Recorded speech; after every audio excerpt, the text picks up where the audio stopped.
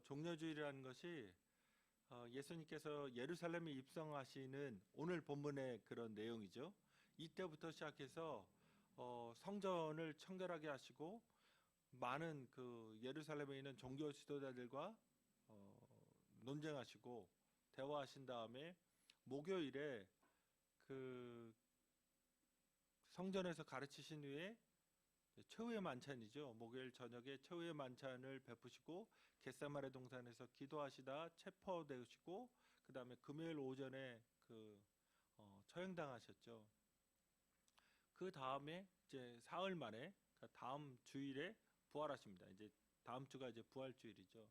그 일련의 과정을 이제 그리는 그래서 입성하신 그 고난 주간의 첫 주일을 이제 종려주일이라고 그렇게 부릅니다. 종려주일이란 말은 오늘 본문에 나오는 그 사건이죠. 사람들이 예수님이 입성하실 때 나뭇가지를 이렇게 흔들고 혹은 나뭇가지를 깔았는데 이 요한복음에 보면 그 나무를 특정해서 종려나무 가지로 얘기합니다. 그래서 그 팜 선데이, 그러니까 종려주일로 전통적으로 그렇게 지킵니다. 오늘 이제 종려주일 설교를 어떤 본문으로 할까 고심하다가 이 본문을 결정한 건 몇 달 전입니다. 몇 달 전에 그래도 종려주일이니까 진짜 종려주일의 그 사건을 다루는 본문을 함께 나누는 게 좋겠다. 그래서 이 본문을 이제 결정을 했는데 이 본문이 열한절이잖아요. 지금 예수님이 입성하시는 장면의 열한절인데 여기에 실은 구약의 구절이 6개가 들어가 있어요. 그러니까 이게 안 나타나서 그렇지 인용은 딱 한 구절 한 것 같지만 6개나 이제 관련이 있습니다. 그러니까 예수님께서 예루살렘의 왕으로 들어가시는데 완전히 새로운 세상을 갖고 오신 겁니다. 하나님 나라죠. 그러니까 기존에 있던 나라 로마로 하면 로마의 황제가 있는 것이고 갈릴리에도 분봉왕이 있고 유대에도 분봉왕이 있고 세상의 왕들은 넘쳐나고 있고 로마의 총독도 있고 정치 지도자는 넘쳐납니다. 그런데 그런 나라들이 아니라 하나님 나라는 완전히 새로운 나라, 하나님의 통치이기 때문에 하나님의 뜻이 이루어지기 때문에 이 세상의 그 나라의 성격과 다른 모습을 이제 보여줍니다. 특별히 예수님의 왕권이 폭력에 의한 힘에 의한 것이 아니라 섬김과 희생에 의한 것임을 예수님이 이제 드러내 주시죠. 그래서 2000년 전에 우리가 종려주일에 이 종려주일이나 부활주일은 왜 특별하냐면 그 시즌이 지금 시즌인 거예요.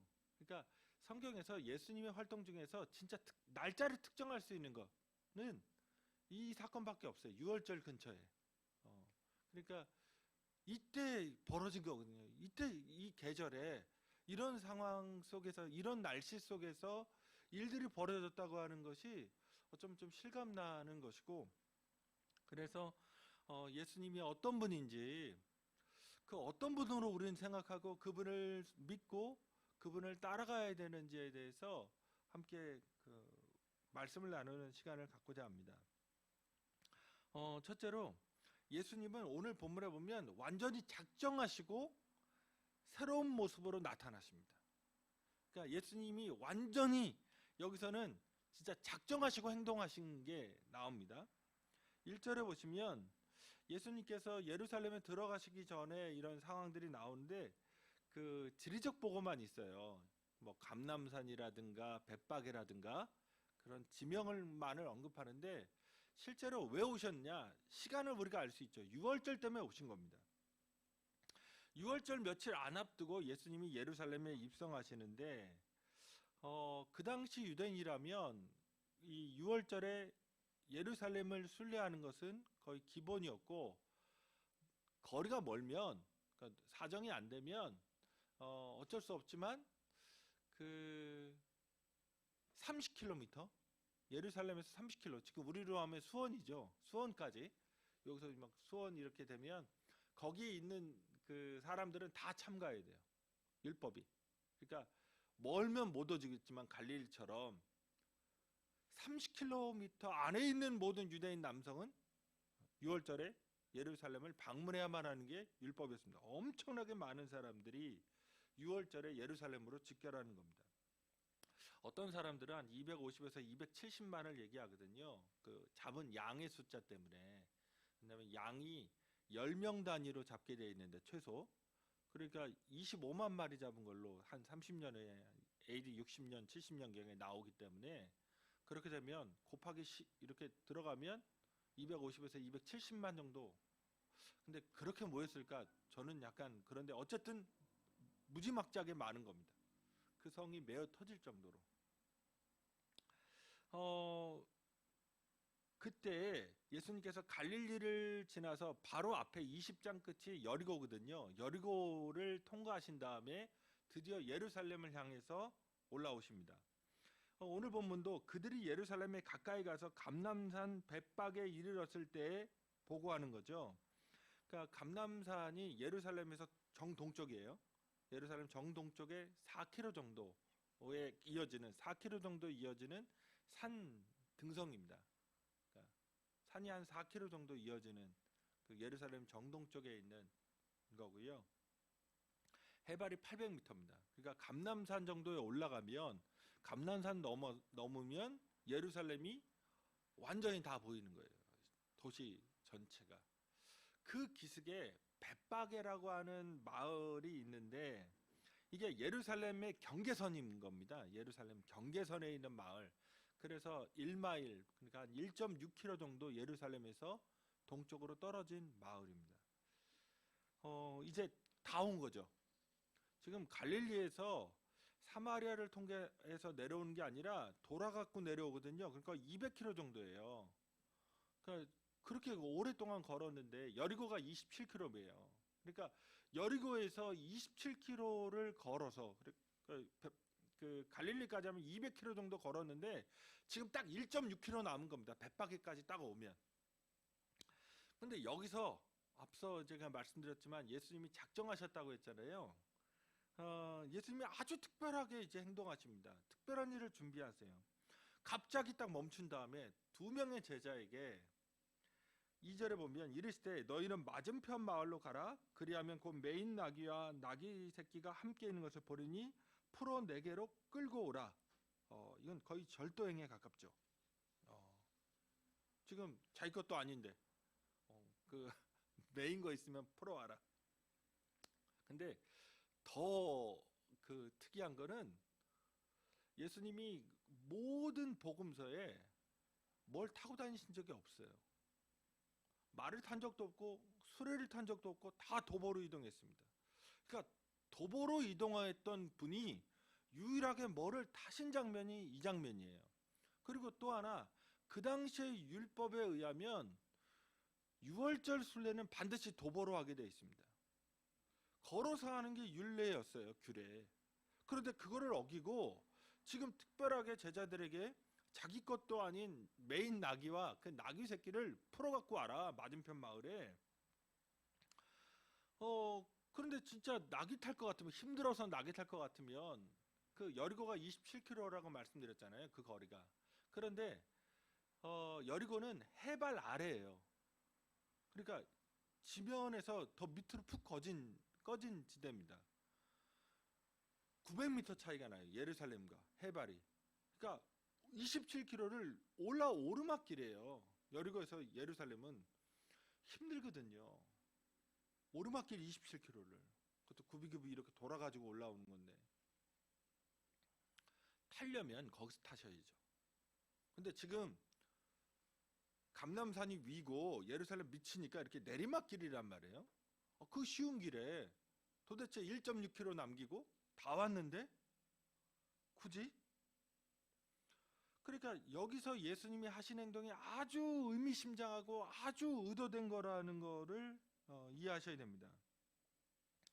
3절에 보면 그 나귀 새끼 나귀 이렇게 풀어오라고 한 다음에 하신 말씀이 누가 뭐라고 하면 주께서 쓰시겠다 하라. 그럼 줄 거다. 이 얘기는 뭐냐면 예루살렘 오시기 전에 이미 다 작정된 때에 내가 이렇게 보낼 테니까 이렇게 하라고 시와 때 그 다음에 구호까지 주께서 쓰시겠다라고 하는 그런 말까지 다 맞춰놓은 겁니다. 다시금 굳이 그 먼 길을 걸어오신 다음에 여기 1.6km 남기고 나귀를 타시겠다. 그것도 남의 나귀를. 그 다음에 그것도 다 약속까지 해놓으신 아주 특별한 모습입니다. 예수님 도대체 무엇을 위해서 어떤 모습으로 자기를 드러내려고 하실까요? 이전에는 기적을 행한 다음에도 나인 거를 드러내지 말라고 사람들에게 당부하셨거든요. 근데 여기서는 대놓고 아주 특별하게 행동하시거든요. 지금 이 예루살렘 입성이 그냥 돌발적인 상황, 낙이 타신 것이 뭐 발에 무슨 염증이 있어서 그런 게 아니라 자기 자신이 어떤 존재인지를 분명히 드러내시려고 하신 겁니다. 특별히 왕이죠. 하나님 나라의 왕으로, 유대인의 왕으로 자기 자신을 드러내시고 종말 때 하나님이 보내신 메시아이심을 분명히 드러내 보이려고 하신 겁니다. 그래서 그 인산인해의 순례객들, 아마도 갈릴리에서만 해도 수천 명일 거거든요. 지금 갈릴리에서 제자들과 함께 왔기 때문에 갈릴리 순례단과 함께 갔을 겁니다. 그러니까 수천 명의 인파 가운데 한번 그려보세요. 수천 명의 인파 가운데 예수님이 그 나귀 타고 이제 입성하시는 겁니다. 두 번째로 예수님이 드러내려고 했던 그 모습이 어떤 거냐면 4절과 5절 분명히 얘기하는데 성경을 통해 예언한 대로 완전히 하나님 나라의 그 새로운 왕으로 들어오시는 겁니다. 벳바게 근처에서 두 명의 제자를 보내서 맞은편 마을에서 이제 나귀와 나귀 새끼를 끌고 옵니다. 오늘 본문 4절과 5절에 보면 이제 예언서를 인용했죠. 이는 선지자를 통하여 하신 말씀을 이루려 하심이라. 일렀을 때 시온 딸에게 이르기를 내 왕이 내게 임하나니 그는 겸손하여 나귀 곧 멍에 매는 짐승의 새끼를 탔도다 하라 하였느니라. 여기서 이는 선지자를 통하여 하신 말씀을 이루려 하십니다. 이라는 공식이 마태복음에서 많이 나와요. 그런데 제일 많이 나오는 게 어디냐? 예수님의 그 탄생 이야기입니다. 거기에 성경 그 인용을 엄청나게 깝니다. 그 다음에 예수님이 요단강에서 세례 받으시는 것도 얘기합니다. 그 다음에 예수님이 많은 사람의 질병을 고치실 때도 선지자를 통하여 하신 말씀을 이루려 하십니다 라는 얘기를 써요. 그 다음에 13장 35절에서도 그 비유로 말씀하시는 것, 왜 예수님이 비유로 말씀하시느냐 할 때 이 표현을 씁니다. 그 다음에 안 나와요. 자, 13장 35절까지 나오던 이 표현, 선지자의 그 말씀을 이루려 한다 라는 표현이 지금 21장이잖아요. 6, 7장에서는 안 나왔어요. 그래서 갑자기 튀어나옵니다. 그만큼 이 사건, 예수님이 지금 나귀 타신 사건이 되게 중요했다는 거예요. 엄청나게 의미심장한 겁니다. 왜 그러냐? 5절에 보면 예수님을 내 왕이라고, 지금 예언서 본문에서 예수님을 뭐라고 그 얘기하느냐? 그걸 성취하신 거냐? 내 왕, 예루살렘의 왕, 그러니까 유대인의 왕, 하나님 나라에 세우신 왕이란 얘기입니다. 그래서 하나님이 종말에 마지막에 보내서 정의와 평화, 공의와 구원을 갖다 주는 그 최종적인 구원자로 세우시는 게 메시아거든요. 그 이후에 없는 겁니다. 하나님 나라는 영원하다는 얘기는 메시아를 통해서 다스리는데 그 이후에 통치자가 있느냐? 없어요. 또 파이널 세이비어입니다. 최종적인 구원자예요. 그게 메시아라는 의미입니다. 하나님이 마지막 때 최종 파이널 버전이에요. 그를 믿으면 되는 겁니다. 그분으로 예수를 보내셨다는 것, 자기가 그런 존재라는 것을 예수님이 드러내십니다. 근데 여기서 중요한 게 있죠. 뭐냐면 예수님의 다스리심, 그러니까 하나님 나라의 그런 다스림의 성격이 이 세상 나라와는 완전히 다르다는 거예요. 그 당시의 나라는 왕이라면 자기의 권력과 위용, 자기의 능력을 과시하듯이 아주 큰 군마를 타고 그 군마를 멋지게 장식한 다음에 그 군인들의 호의를 받으면서 그렇게 들어갈 겁니다. 아니면 정복한 도시, 그러니까 자기 도시가 아니라 정복한 도시에 들어갈 때는 더하죠. 사람들 무릎 꿇려놓고 패배한 애들 질질 그 옷 벗겨가지고 쇠사슬 묶어가지고 끌고 다니면서 그 바울이 했던 얘기잖아요. 그 향기, 그리스도인의 그 향기 얘기할 때 그게 뭐냐면 고대 로마의 그 프로세션, 행렬이죠.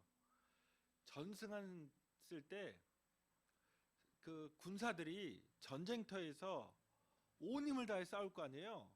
그러니까 온갖 땀 냄새, 이 피 냄새로 진동을 합니다. 그런 애들이 막 10,000명 이렇게 모여가지고 행군한다고 생각해보세요. 온 시내가 그 악취가 나죠. 그러니까 거대한 향로를 앞으로 해서 그 향을 피우고 끌고 가는 거예요. 그러면 온 시내가 향기로 가득하죠. 거기다 빵빠레 부르고. 그래서 그 그리스도의 향기라고 하는 것이 우리에게는 승리죠. 기쁨이죠. 그런데 또 하나, 패배한 포로들에게는 그 냄새 맡으면 곧 죽는다는 얘기입니다. 그러니까 지금 그런 행렬이거든요. 왕이 포로들 잡아가지고 질질 긁고 이제 보란듯이 처형하거든요. 근데 그렇게 하지 않으십니다.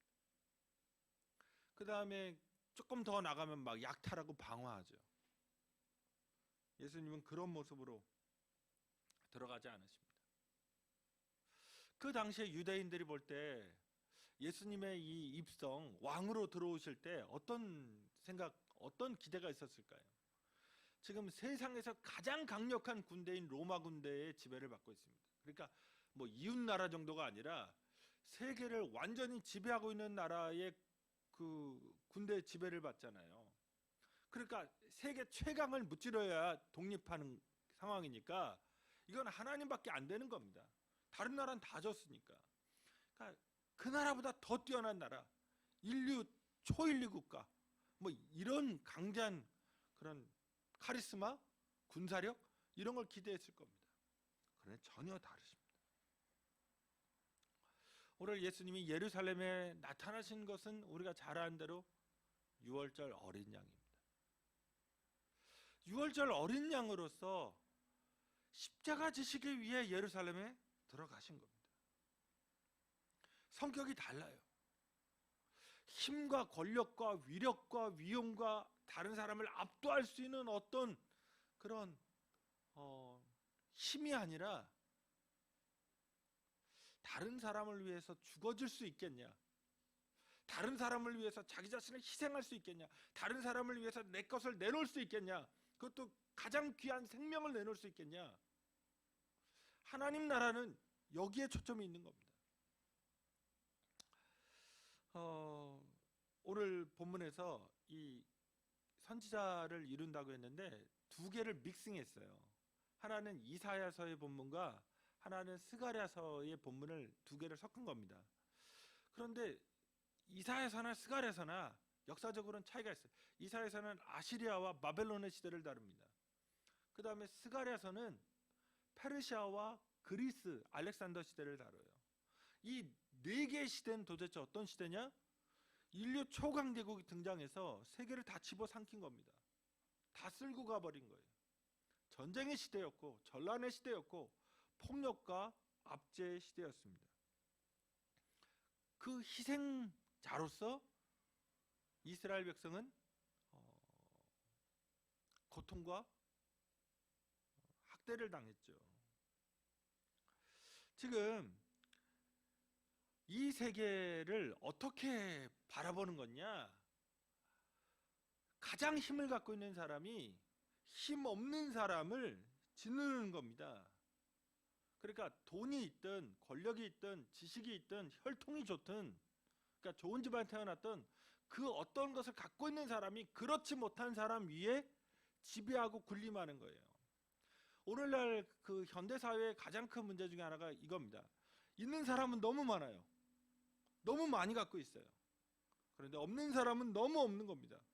그러면서 전 세계적인 문제는 중산층이 사라지는 거예요. 중간에 버티고 있던 사람들이 다 사라지고 다 가난해집니다. 부자만, 우리가 얘기하는 뭐 빌 게이츠든 뭐 그게 스티브 잡스든 그게 뭐 아마존 그 아저씨든 누구든 간에 너무나 많이 갖고 있어요. 이 사회의 문제는 아주 간단합니다. 부자가 너무 많이 갖지 않으면 끝나요. 그냥 다 1억으로 하자. 우리 평균소득으로 가자.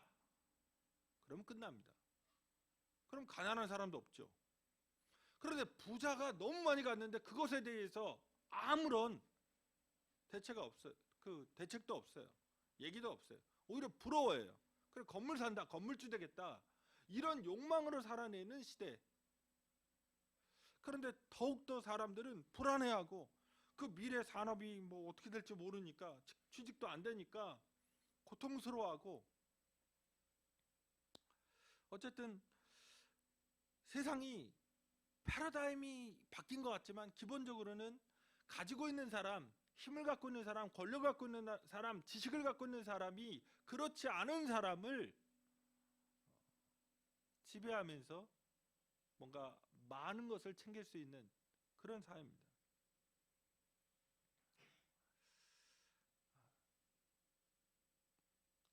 거기에 대해서 예수님께서 하나님 나라 왕으로 오시면서 그 나라가 나귀를 타신 거잖아요. 군마가 아니라, 전쟁용이 아니라 평화, 공의와 정의의 하나님, 그 다음에 스가랴서대로 하면 겸손하시다는 거잖아요.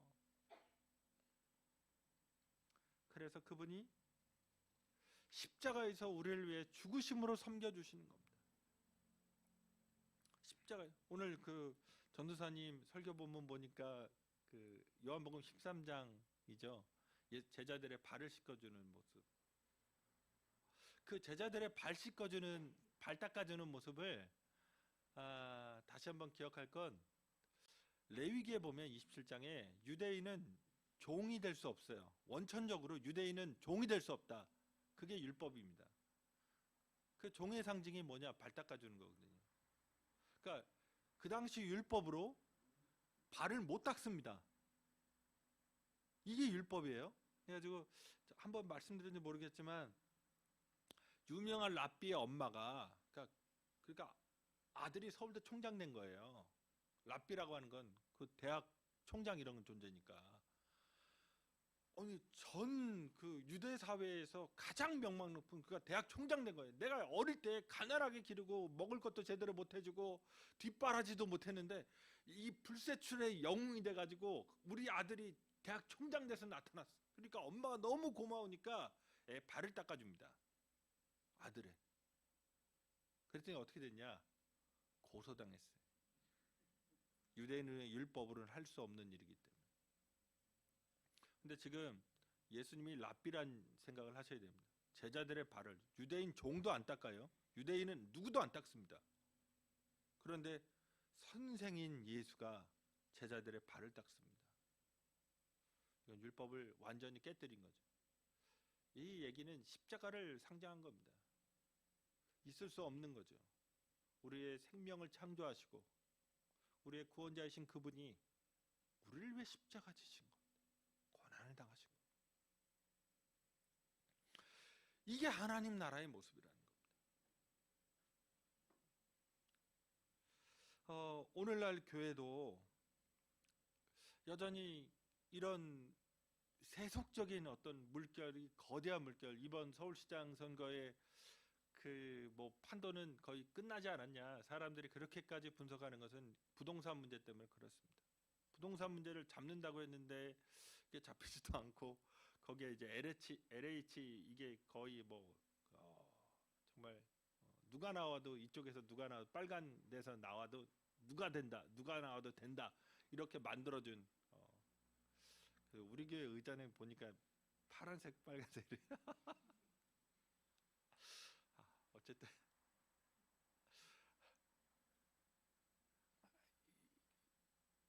뭔가 안정되고 싶고 뭔가 이렇게, 그런데 그 사회의 욕망, 그렇죠? 이게 통제가 잘 안 됩니다. 우리도 그 사회 속에서 살아가다 보니까 그런 욕망이 우리 안에 꿈틀거리고 있어요. 우리도 조금 힘을 가지면, 어쩌면 우리도 조금 어떤 권력을 가지면 다른 사람 앞에 갑질할 수 있는 그런 마인드가 우리에게 있습니다. 우리에게 그런 성향도 있고요. 그런데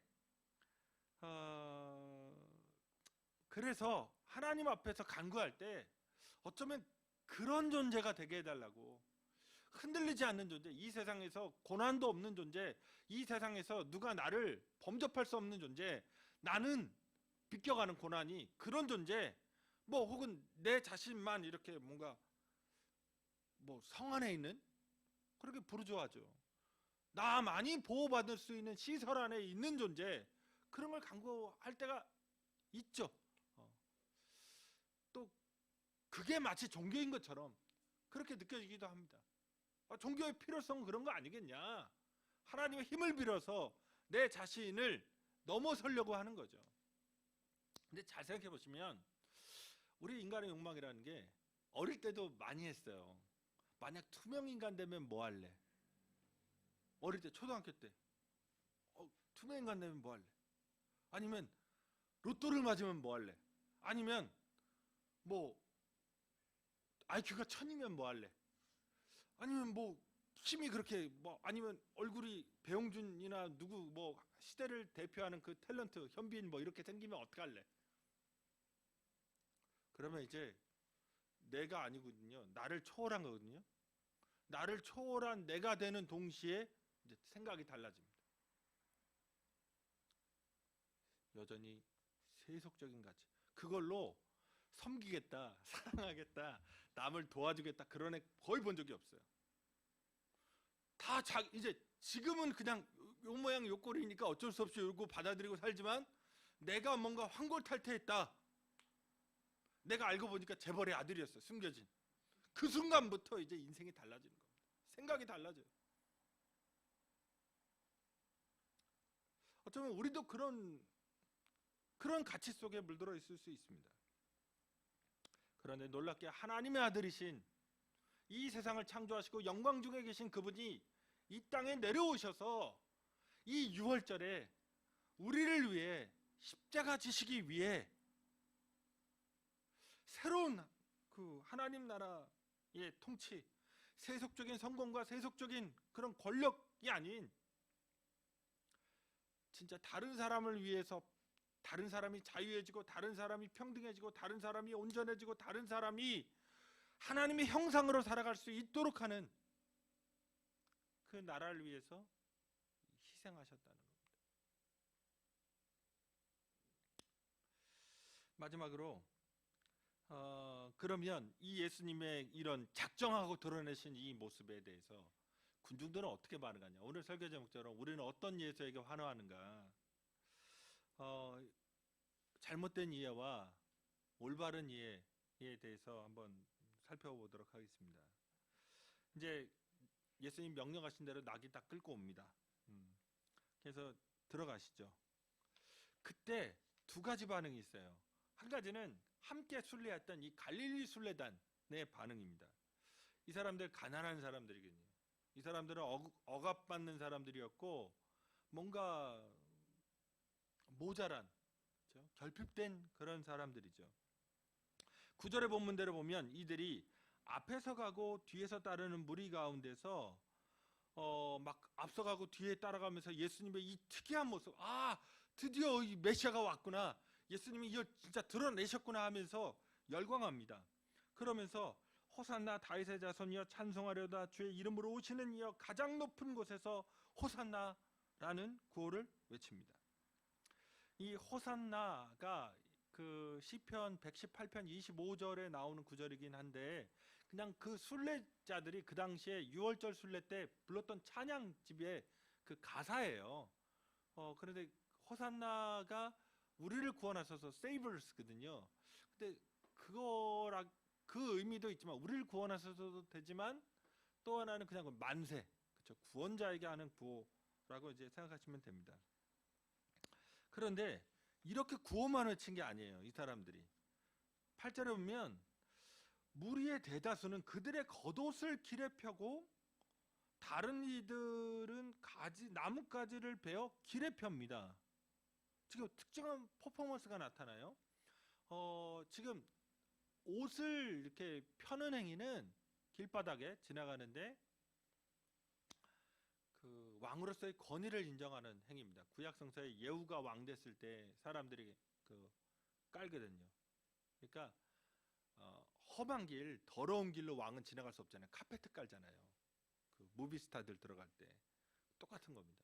왕이기 때문에 이런 그냥 맨흙 밟지 않고 자기 옷을 그러니까 까는 거죠. 그 다음으로 나오는 게 나뭇가지예요.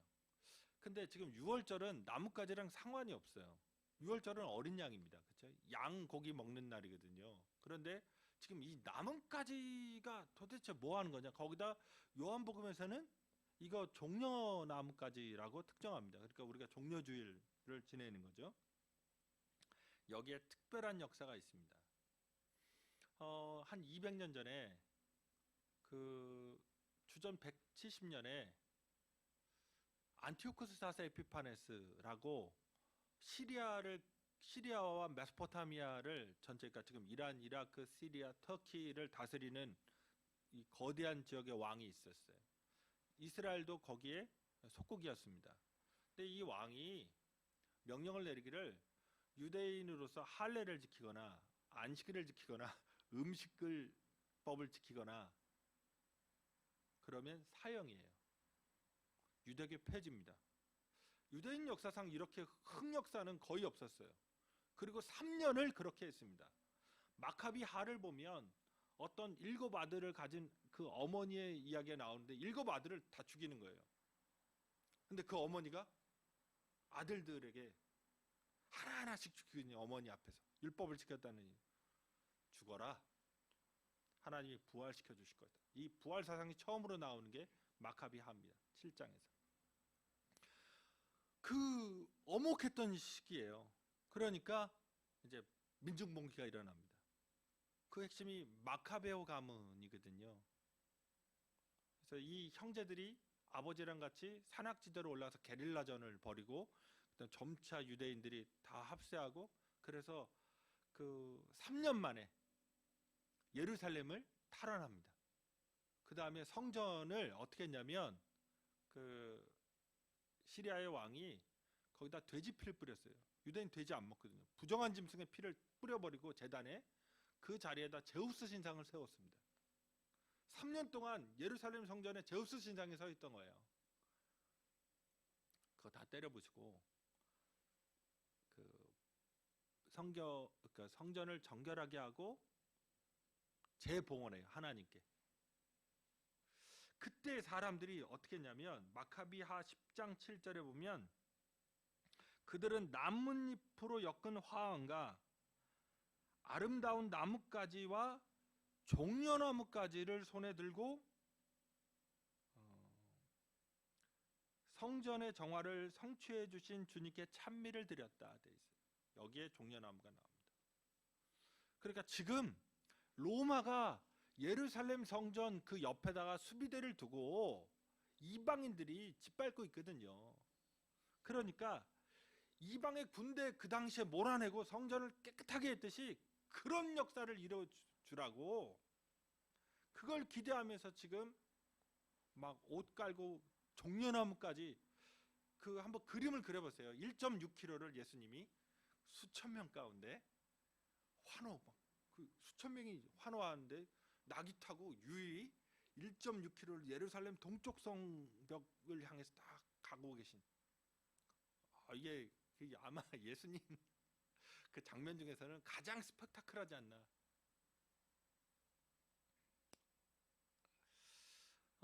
그런데 이런 군사적인 거 나라를 회복하는 것도 예수님의 목적이 아니죠. 다시금 어쩌면 우리 시대에도 예수님이 오셔서 기도하면 돈다발을 이렇게 새벽 기도하면 옆에다 야 너 전세금이 없니? 그러면 이렇게 5만 원짜리 이렇게 백화점 봉투 이렇게 하나 이렇게 딱 주시고 그러면 참 좋으련만 우리가 이 세상을 안정감을 갖고 살아가는 것을 꿈꾸기도 하죠. 그래서 교회 다니지만 함께 살아가는 세상에 대해서 다른 사람의 자유와 평등과 하나님의 형상으로서의 온전한 인격과 그 불안감 없이 주님 앞에서 기뻐하며 감사하며 살아갈 수 있는 그런 모습에 대해서 꿈꾸기보다는 어쩌면 내가 잘되고 내가 성공하고 내가 평안하고 내가 등 따숩고 내가 뭔가 걱정 없고 내가 눈물 흘리지 않고 그런 것에 초점 맞출 때가 있습니다. 그 다음으로 예수님에 대해 반응했던 예루살렘 사람들이죠. 예루살렘에 집을 갖고 있다는 얘기는 지금 진짜 강남이나 똑같아요. 왜냐하면 그 당시에는 메시아든 하나님의 나라든 예루살렘에 먼저 오거든요. 거기 성전이 있고. 그러니까 예루살렘에 집이 있으면 이건 부자인 겁니다. 이건 보통 사람이 아니에요.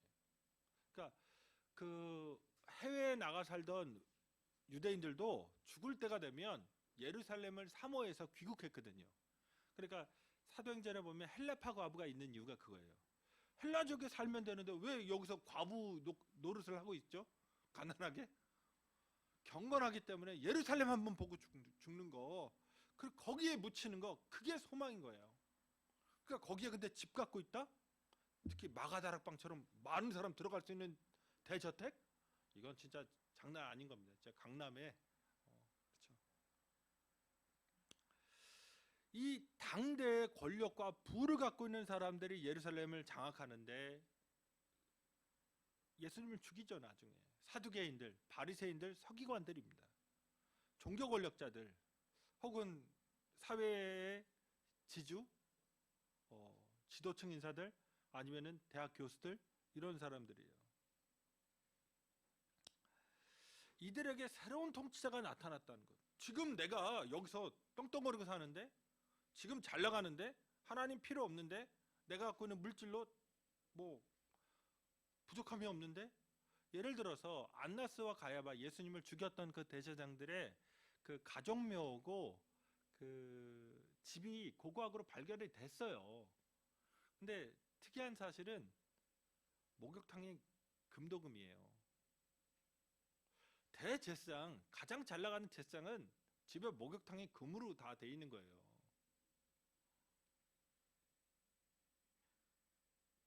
아니 그런데 아니 여러분 집이 다 금이에요. 주님이 왜 필요해요 거기? 내가 돈만 주면 하녀 있고 내가 돈만 주면 뭐 다 해주는데. 그러니까 예수님이 왕으로 예루살렘에 들어온 게 싫은 겁니다. 예수님이 그런 분인 게 싫은 거예요. 나만을 위해서 내가 이렇게 복받은 것을 인정해주는 하나님만이었으면 좋겠고, 성경에서 그런 구절만 따가지고 복받은 것, 내가 세상적으로 잘 되는 게 하나님의 뜻이다, 그런 구절만 따고 싶은데 왠가 그런 것만 있는 게 아니잖아요. 성경을 잘 이해하셔야 됩니다. 성경이 세계의 모든 종교 문서와 다른 게 있어요. 뭐 잉카든 그게 논어든 무슨 뭐 도덕경이든 그게 무엇이든지 간에 성경이 다른 게 있어요. 이렇게 많이 가난한 자들을 돌보라고 하는 종교 문서는 없습니다. 이렇게 가난한 자까지도 하나님의 형상이라고 말하는 종교 문서는 존재하지 않습니다. 이게 우리 종교의 특징이라는 것을 근데 간과합니다.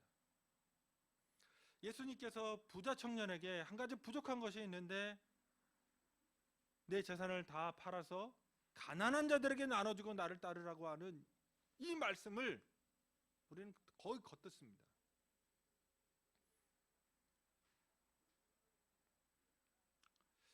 다시금 여기서 흔들렸다는 표현을 썼어요. 예루살렘이 동요했다, 소동했다.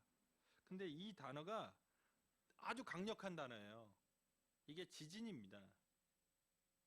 그래서 예수님 돌아가셨을 때 그 무덤 그 휘장이 갈라 지진, 그때 썼던 단어고, 예수님 부활하셨을 때 그 무덤이 열린 지진으로 그때 썼던 단어고, 그 다음에 갈릴리 바다가 그 지진이 나서 예수님과 제자들이 익사할 뻔했을 때 그때 썼던 단어입니다. 가지고 있는 사람한테는 예수는 달갑지 않은 겁니다. 예수가 이렇게 살아가셨다는 것, 그 삶을 섬기셨다는 것, 가난한 자들에게 자기 재산을 다 팔아서 나눠주고 따라오라고 하신 그 말씀이 받아들일 수 없어요. 그러니까 자, 없는 사람한테는 예수는 부자가 되게 해준 하나님이어야 돼요. 근데 가지고 있는 사람한테는 예수는 자기를 인정만 해줄 뿐 자기가 지금 살고 있는 그 부를 흔들면 안 되는 그런 하나님이어야 돼요. 역설적이죠. 예수는 그들의 구호에 대해서